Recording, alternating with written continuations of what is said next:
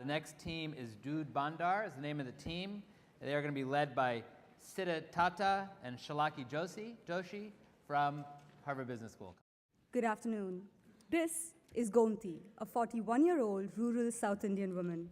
She is illiterate and works as a farm laborer, and her only real asset is this rather unproductive cow, which yields 1 liter of milk on a good day. Gonti's 2 malnourished children will probably grow up to live very similar lives, struggling to make even the $1 a day that she currently does. Our intervention will take Gonti's only real asset and make it 6 times more productive, guaranteeing an annual income increase of $200, and helping her entire family break out of the vicious cycle of poverty. The additional milk will also provide a protein source for her malnourished children in a country which bears the world's highest malnutrition burden. In our first year, we will serve 3,000 people in 10 milk stations, each staffed with a trained technician and a local woman entrepreneur. We will then scale this up to 1,000 stations, serving 500,000 people in the 5th year. Each milk station will offer these 4 major services. The breed and feed pieces will work directly on the animal to improve the nutrition and genetic makeup. We will also partner with local governments to provide animal health care, with microfinance institutions to provide credit, and private dairies to create access to markets. All in all, what we're trying to do here is to create an environment where the poor rural farmer gets the best possible return on her only asset. Both Shalaka and I, between the two of us, have about 8 years of experience in bringing market-based solutions to poverty. We've done similar work at our past jobs, ICICI Bank, the United Nations, McKinsey, the Gates Foundation. Where we are now is that we have a fully fleshed out business plan and are now seeking $50,000 in seed funding. But let us end by focusing on why this venture is important to us.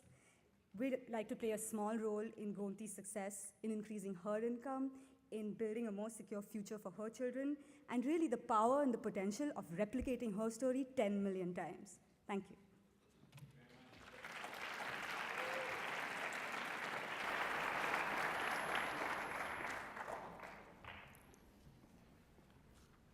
What is your revenue model? Okay, so we're basically going to charge fees for these 4 services. So we'll charge $5 for breeding. A lot of the revenue would come from selling cattle feed and fodder inputs. We'll charge small revenue fees for immunization and vaccination. And on the credit part, we'll take commissions on livestock insurance and on lending. So those are the 4 sources of revenues.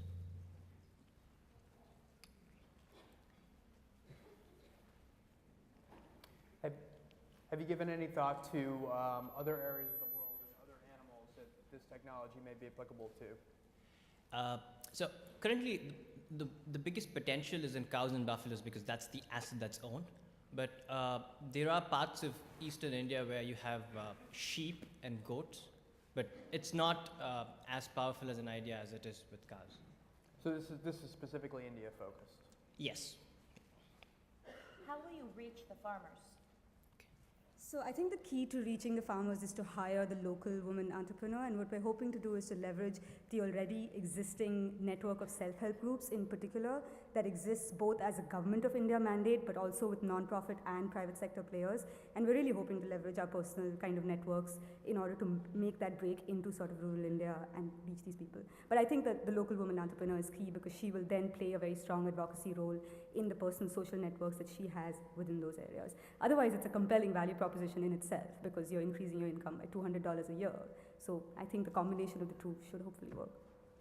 Final question. I have a devil's advocate question.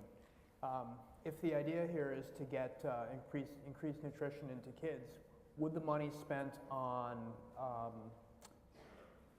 healthcare for the animals be better spent on planting soy and other high protein crops that have a higher yield than animal protein? Yeah, that's a good question. So it's a very Indian context, right? So Indians don't eat soybean, right? So that's almost like out of the question. The only real sources of protein in India, given a large vegetarian population, is milk and lentils, right? And lentils are really expensive, right? So biggest source is really milk, right? Yeah. Great. Thank you very much. Appreciate it.